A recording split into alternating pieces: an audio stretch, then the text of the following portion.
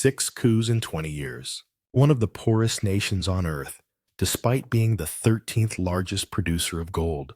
A land where children fled from schools turned into battlegrounds. This is Burkina Faso, a soil scarred by exploitation, yet seeded with resistance.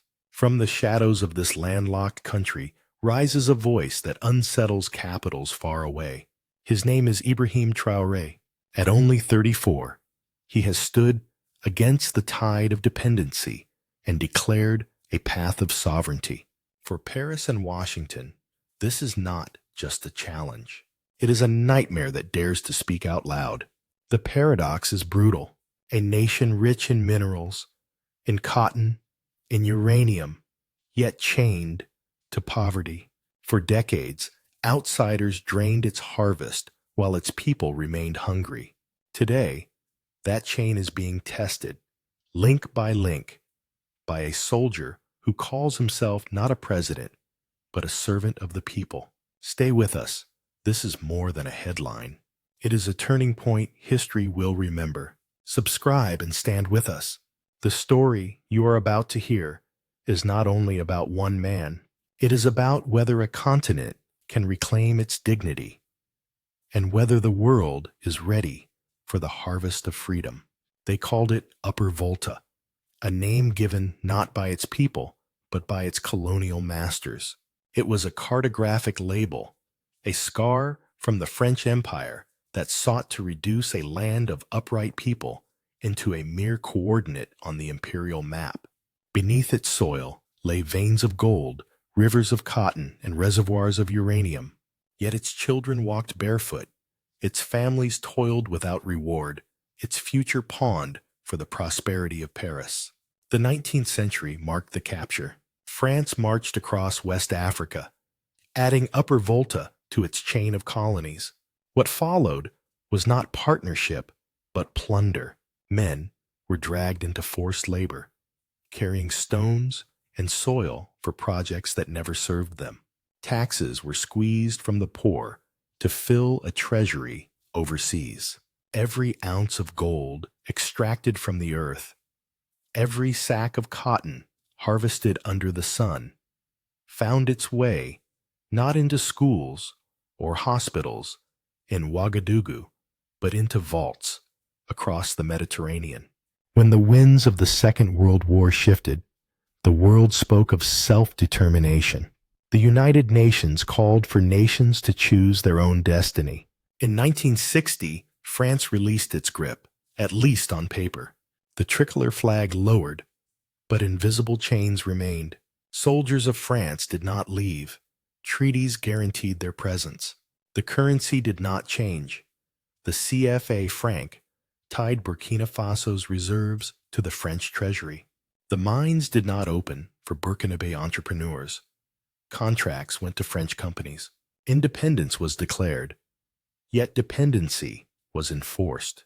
The first president, Maurice Yameogo, became the face of this paradox. Elevated with French approval, he signed deals that ensured the old masters remained the true beneficiaries of the new republic. When people protested, he threw opponents into prison. Corruption flourished. Poverty deepened. In 1966, the facade cracked. Protests swelled. Strikes paralyzed the state. And the military, led by Lieutenant Colonel Sangoulé Lamazana, stepped in. But change was illusory. Lamazana suspended the constitution, dissolved parliament, and concentrated power in his own hands. The soil remained the same, fertile, yet unharvested for its people. France continued to drain wealth without consequence. By 1980, another coup erupted. Colonel Saye Zerbo toppled Lamazana, promising reform. 2 years later, Jean-Baptiste Ouedraogo toppled Zerbo. Each cycle followed the same grim pattern: promises at dawn, betrayal by dusk. The seed of sovereignty was planted, but it was never allowed to grow. Burkina Faso remained a house built on sand, collapsing with every wave of corruption and foreign manipulation. The pattern was so predictable that military coups became part of daily vocabulary. By the early 1980s, despair seemed permanent. The people saw leaders come and go, yet their lives remained shackled to hunger and humiliation. And France, comfortably ensconced, saw no reason to intervene. As long as gold and cotton flowed westward, silence was profitable. But history rarely remains static. In 1983, amid the cycle of betrayals, a new figure emerged. A soldier who refused to wear the cloak of privilege. A man who would walk among his people and call for a revolution of dignity. His name was Thomas Sankara. The soil of Burkina Faso was about to erupt, not with minerals for export, but with the seeds of a revolution that would terrify its former masters. When Thomas Sankara stepped forward in 1983, he carried neither gold braid nor polished limousine. He wore the fatigues of a soldier and rode a humble bicycle. To a nation exhausted by coups and betrayal, this simplicity was not weakness. It was power. He renamed Upper Volta, erasing a colonial scar, and christened it Burkina Faso, the land of upright people. For the first time, the name itself proclaimed dignity. Sankara's revolution was swift and bold. He launched literacy campaigns that taught tens of thousands to read and write. He sent medical teams across the countryside, vaccinating children against measles and meningitis. He confronted practices long endured in silence, outlawing forced marriages and female genital mutilation. He cut away at the symbols of corruption. No more luxury Mercedes for ministers, only modest Renault 5s. No more lavish perks, only public service. On the soil, he called for self-sufficiency in food. Farmers were given tools, seeds, and above all, control over their own land. Between 1983 and 1986, cereal production rose by 75%. For the first time in living memory, Burkina Faso was able to feed its own. But Sankara's greatest act was his defiance. He refused loans from the IMF and World Bank, denouncing foreign aid as a trap designed to perpetuate dependence. He accused colonial powers, openly and without hesitation, of exploiting Africa. To France, this was heresy. To the West, it was danger. And to the people of Burkina Faso, it was hope. Hope, however, is fragile when surrounded by enemies. In speeches, Sankara warned that he who feeds you controls you. His independence threatened not only Paris, but the architecture of neo-colonialism across the region. 4 short years into his leadership, the storm broke. On 15 October 1987, shots echoed in Ouagadougou.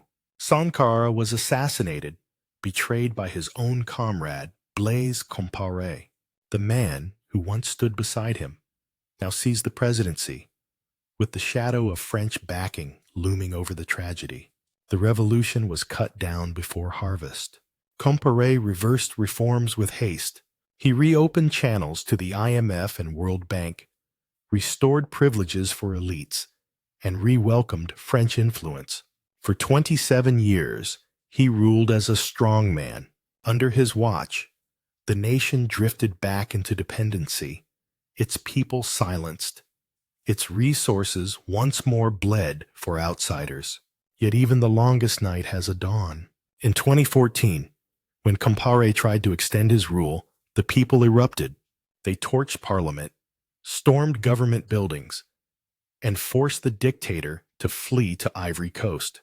For a brief moment, jubilation returned to Ouagadougou's streets, but the void he left behind was not filled with light. From Libya's collapse in 2011 had come waves of fighters, crossing the Sahara with weapons and ideology. By 2015, extremist groups linked to Al-Qaeda and the Islamic State entrenched themselves across the Sahel. Villages were attacked, schools shuttered, families driven into exile. Between 2015 and 2021, over 10,000 lives were lost, and nearly 2 million people displaced. Burkina Faso, once again, seemed cursed. Its people caught between jihadists on one side and international forces on the other. French and American troops claimed to fight terrorism, yet the violence only spread. Trust in the state collapsed, hope shrank, and despair grew heavier each year. By the early 2020s, a new anger brewed, not in palaces or ministries, but in the hearts of young soldiers at the front lines. Their patience, their sweat, and their blood were running out. And in that crucible, another leader was about to emerge. The years that followed the fall of Blaise Compaoré did not bring peace. They brought terror. In 2011, as Libya crumbled, fighters crossed the Sahara like locusts, armed with weapons and ideology. By 2015, northern and eastern Burkina Faso became hunting grounds for jihadist groups affiliated with Al-Qaeda and the Islamic State. Villages were set ablaze, families were slaughtered, and children fled their schools in fear. Between 2015 and 2021, more than 10,000 Burkinabe were killed. Nearly 2 million were displaced, forced to abandon their ancestral lands. The map itself changed. By 2021, almost 40% of the country's territory lay under extremist control. And yet, amidst the chaos, Western troops were already stationed on Burkinabe soil. They were said to be fighting terrorism, but on the ground, the violence worsened. People began to whisper the unthinkable, that these foreign soldiers were not there to end the conflict, but to use it as a pretext for influence. Trust crumbled. Frustration became fury. The front lines told the story most brutally. Young officers were sent to fight with outdated rifles, limited ammunition, and no protective equipment. Every day, they risked their lives against insurgents who were better armed and better supplied. Meanwhile, the nation's leaders sipped cocktails with French advisors, insulated from the screams of the villages. This betrayal could not last forever. By 2022, the anger of the rank and file hardened into resolve. The nation was dying in fragments, and only decisive action could halt the collapse. In September of that year, the storm broke. On 30th September 2022, Ibrahim Traoré, then only 34 years old, led a group of young officers in seizing power. Standing on national television, he declared not ambition, but duty. He refused to promote himself beyond the rank of captain. He rejected the trappings of office, including a presidential salary, and he invoked the name of Thomas Sankara, promising to revive a revolution buried in 1987. For many Burkinabe, it was not a coup d'etat.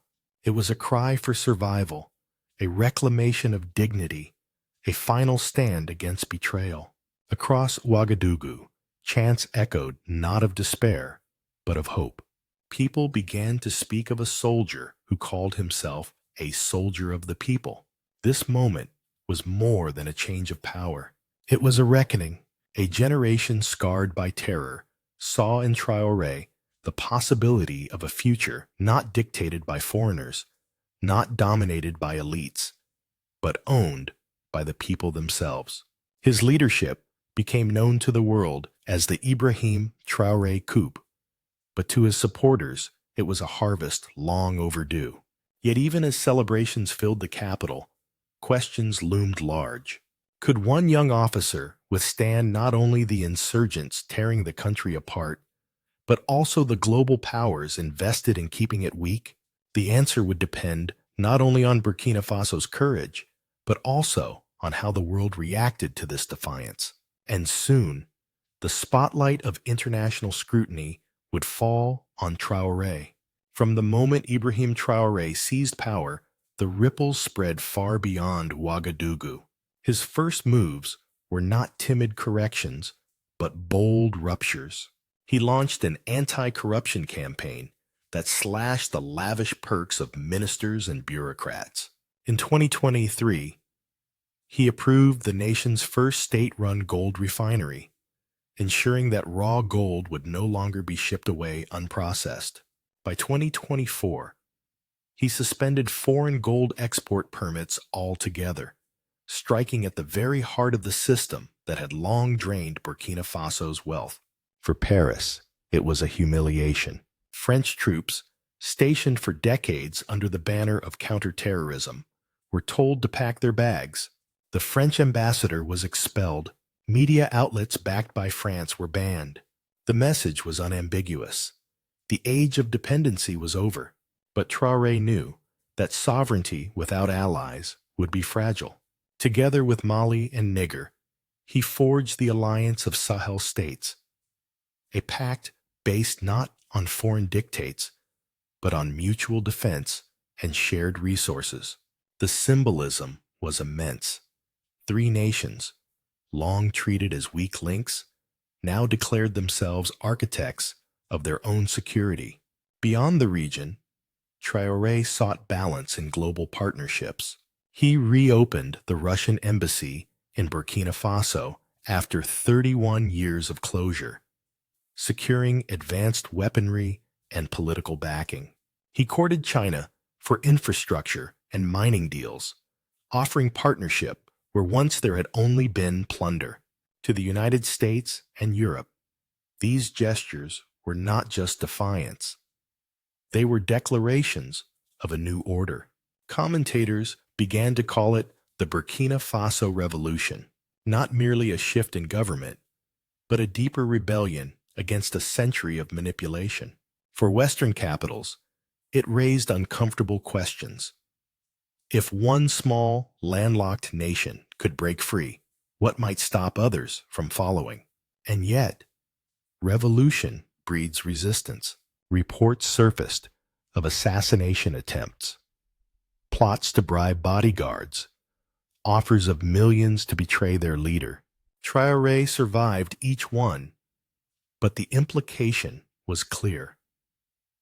International forces, unsettled by his defiance, would not simply step aside. As the world watched, the question sharpened.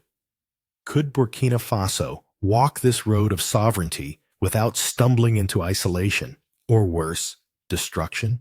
Leadership in Burkina Faso has never been safe. For Ibrahim Traoré, it has been a gauntlet of survival. By 2024, no fewer than 18 assassination attempts had been reported, convoys ambushed, intelligence plots woven, and bodyguards bribed with offers of 5 million euros, yet each time, betrayal was exposed before the blade could strike.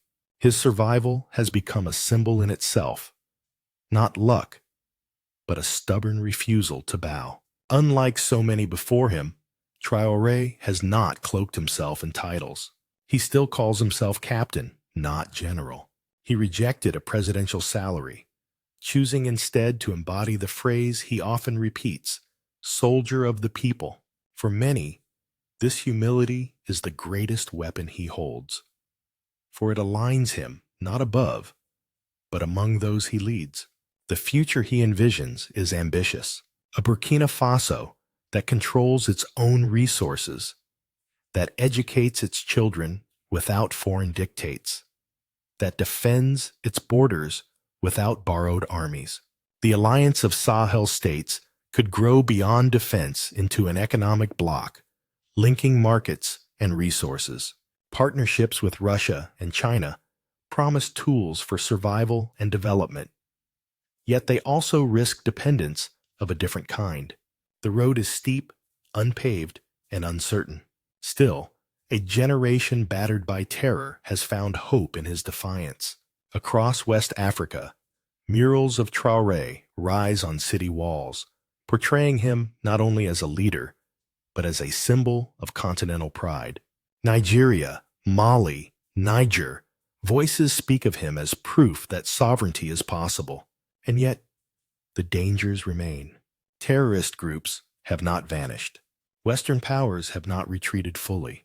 Every step forward risks triggering another strike, another attempt to silence him. The burden is immense. Can one young leader carry both the defense of a nation and the aspirations of a continent? The answer lies not in the past of coup and exploitation, but in the future harvest. Will Burkina Faso finally reap dignity from its soil, or will the seeds of revolution be trampled once again? The story of Burkina Faso is not a simple tale of coups and conflicts.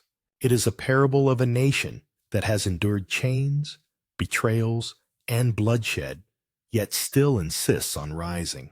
From the bold defiance of Thomas Sankara to the unyielding stance of Ibrahim Traoré, the soil has been watered with both tragedy and resilience. The emotions are layered like seasons. First came anger at decades of exploitation that robbed a nation rich in minerals of its dignity.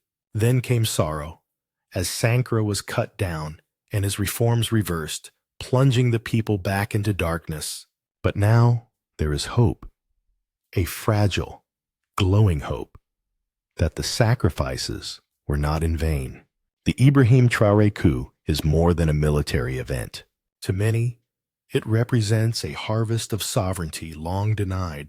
It is a reminder that dignity is not granted by outsiders, but claimed by those who refuse to bow. Critics see risk and instability. Supporters see renewal and courage. Both may be right, for revolutions do not walk a straight road. Yet, as the Burkina Faso Revolution gains momentum, a larger question stirs across Africa. If one small, landlocked nation can reclaim its voice, what prevents the rest from doing the same? In the markets of Bamako, in the streets of Lagos, in the classrooms of Dakar, young Africans ask whether dignity might also be theirs to seize. For Traoré, survival itself has become a form of victory. 18 attempts to silence him have failed.